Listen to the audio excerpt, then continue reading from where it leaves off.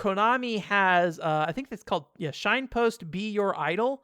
Konami announced this game for the Switch 2 in Japan specifically. This is a part of like a larger multimedia thing, I believe. I went and read some articles about this, and it seems like what this is, because this is like basically an idol raising sim, right? Where you're raising your different idols. It sounds like they are using some form of like AI stuff for the voice acting specifically. So I don't think it's like a fully AI voice acted game.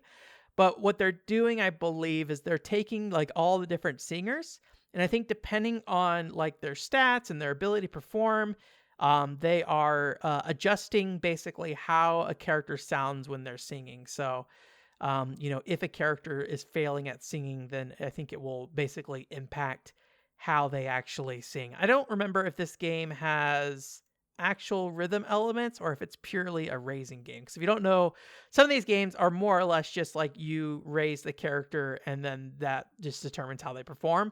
And then other games have actual like direct inputs you do during the songs. But I feel like that is usually very de-emphasized in these games. And the more interesting, or the bigger part of it is, managing this team of idols, right? If you're looking at the video version just on screen, there was like, how much did it cost to set up a concert? And like, what was the profits of the concert and stuff like that, right? That is the kind of thing you're doing. You're running your idol business. And then along with that, you get your like different characters and stuff, right?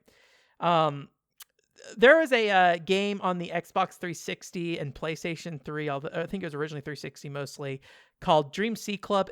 And other idle games may have had this as well, where like the voice changes throughout the game. In the case of Dream Sea Club, it was a hostess club game. And so basically how a character sang depended on how drunk they were. But I don't believe it like changed actively during the song. So I'd be curious in this case if the goal is to like make active changes in the song depending on how it performs. But if it is a raiser, they'll probably already know ahead of time.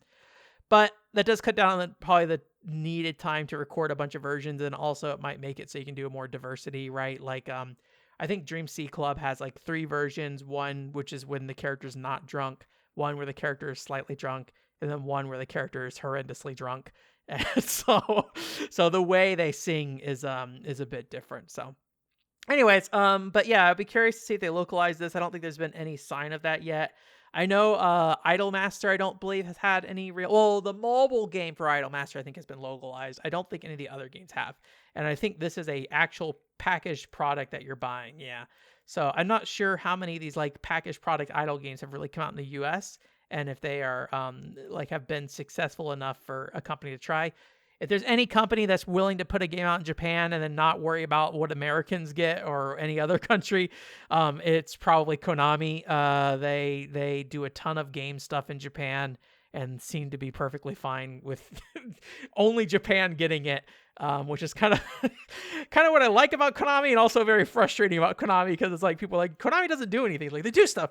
They just only release it in Japan most of the time. So yeah, but it looks interesting. If this comes out in the West, it'd be one of those games that if I was getting a Switch 2 at launch, I would definitely pick this up. But because I'm probably not getting a Switch 2 at launch, this is a game that will probably disappear into the ether, and I will probably never end up playing it. So personally, I'm happy to just wait for whatever, whenever it makes sense. I think we've talked about before, I have like a PlayStation 5 that has one video game in my collection right now. And so the idea of needing a Switch 2 is just not very high on my list. Obviously, if you are very tuned into the modern industry and you want to be like directly engaged with it, that's obviously a very different predicament than what I'm in.